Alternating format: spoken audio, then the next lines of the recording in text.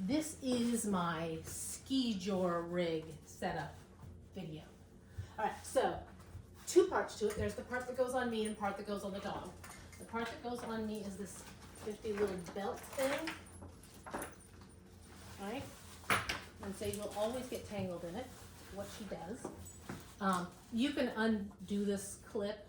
I usually just step through it. And here's what's neat about it is that it is meant to make it so that it does not pull on your back, but yet more on your butt, so that you can kind of sit down into it when the dogs are really pulling. My dogs don't really pull that much, but that's the point behind it, because you don't want it pulling up here. Sven, don't sniff the pole. You're so funny. That's why it's jiggling, because Sven was sniffing me. It's all right. So I usually just step into this. Okay, not gracefully. Right. And I have all my stuff already attached to it because I use the same setup every time. It buckles on here. Right. And then these little straps at the bottom, step up, see if it's easier to see, come underneath your crotch and clip on here to help keep it down. Some people don't use those strips. I always do, because otherwise it would end up around my lower, up high, and it would hurt eventually. I know, I'm working on it, Sven. All right, that's my part. This little strap here is where it comes through, where the dog loop comes.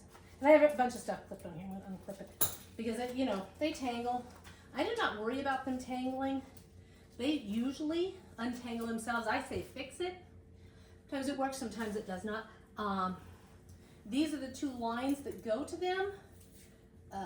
I intentionally added a second one to one of mine because I want Sage out front, not pulling. She'll be 12 in January. He's 5. He needs all the work, not her. So hers is a little longer, so that it also makes it so when we're single file on a narrow trail, she gets to be in front, not him. Because if she were back, she would be doing all the pulling because she wants to be in front. So we put Sven in back. So the other thing I do is I have a little clip that ties these 2 together. That way I can just use my ski pole to pick this up to help keep me from skiing over it, because that's not a good thing. Yes, they make these ones where there's a splitter and you can have 2 dogs on the same thing. I don't do that because my German Shepherd was attacked in a dog park once, and she is very reactive.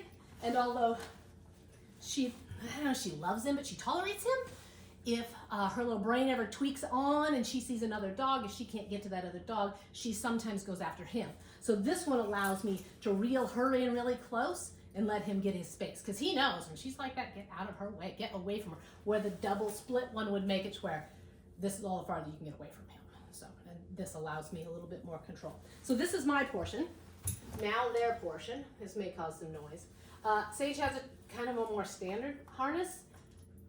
I don't have any real particular reason why. It's the one I have. It works for her. So here's how you put them on. Sage, come here. Stick your hand in the place where their arm is going to go. This is how I do it. I bet the mushers are completely different. Come here, Sage. Let's look at dressed. You put her chin right in your hand and notice she's good at this, and you slip it over her head. I make sure her collar is in front, and then there's one spot where they have to step through it. I just reach down into the loop with my hand and say step. They bend their knee and come forward. Hers buckles on. It is not terribly tight. She gains and loses weight a little bit, so that's Sage. Sven has a more traditional mushing type harness, and it's a little harder to get on, and he's a little more finicky about it. He knows he has to. You'll see him circling. He knows he has to get to go. I know, but you gotta get dressed, Baba. Come here. Come here. You gotta get dressed. Gotta get dressed. So his has 2 loops, so I stuck my hand through both loops. Trying to get him to put his chin right here. Yeah, Sven, if you want to go, you gotta come here. You gotta get dressed. We're waiting. Sage, get out the way. Come on, Sven. Come here. Come on. Shoo. Come here, Sven. You want to go? You gotta get dressed. Good boy. Good boy. You just kind of slide it over his head, kind of gentle like. Come this way so you're in the camera. All right, make sure his collar is through the front. This one he has to step through 2, so I just reached in there and say step. Step, fold his little knee up, put him through it. Same thing on the other side. Step, put him through it. Oops. And that's it. They, and me, except for my coat. I always wait to put my coat on. In fact, I usually wait to put my hat on too because I am sweating. Right? I will, because I go ski jor at Chino Lakes Recreation Area, And I have to walk the road to get there. I do not put my skis on because that road is icy and scary and hard, and they are always really fresh and really want to run, especially if they see a squirrel or another dog, and I don't want to fall and get hurt. So I, as soon as we walk out the door, will put this clicker on their buckle collars. Does it completely stop them from pulling? No, but they kind of know that that's not where you pull. The second I hook it onto a harness, oh yeah, you go. Then sometimes that first mile or two is scary because I'm just kind of hanging on, dragging my poles, keep my skis flat, because I don't want to get hurt.